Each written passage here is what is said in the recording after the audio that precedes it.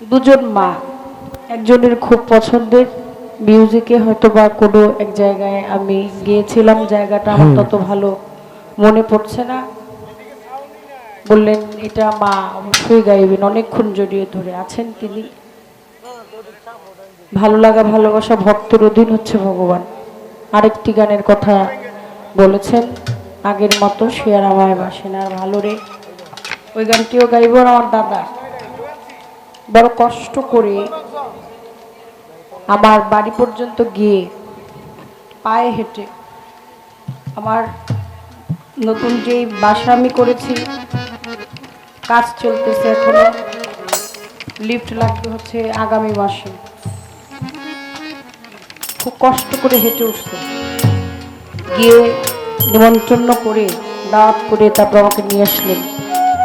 তার পছন্দের আমার মাতালের লেখা একটি গান, দুটি গান অনুরোধ করেছিলেন তিনি। একটি সাহেব সত্তার সাহেব গেয়ে ফেলছে, সে যে আমার হোক বা না হোক সই, আর একটি আমার কাছে রয়ে গেছে আমার মাতালের লেখা। ছোট করে ওই গানটি গাই। আপনাদের এই অঞ্চলে আসা, আপনাদেরকে গান শোনানো, আপনাদের এই ভালোবাসা আল্লাহ পাক যেন শেষ বিদায়ের দিন পর্যন্ত এই স্মৃতিটুকু যেন প্রত্যেকের অন্তরে থাকে। এখন যে সময়, এই সময়টা লাফালাফি ফালাফালির কোনো সময় না। এখন এই সময়ে আশিকের আত্মার শান্তি, আত্মার তুষ্টির সময়। আশিকের ইশকের ডুরি কখন টান লেগে যাবে সেটা সে নিজেও জানে না। আর ছোট করে দু একটি ভাবগান গেয়ে,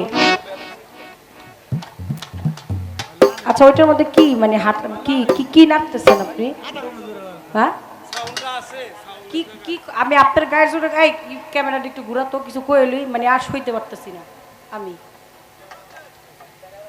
গানটাকে আমি আপনার গায়ের জোরে গামু, আপনি গাওয়াইবেন গান আমারে?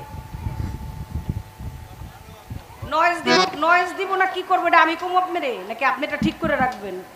নয়েজ দিবে এমন জিনিসগুলো আইছেন কি আপনি?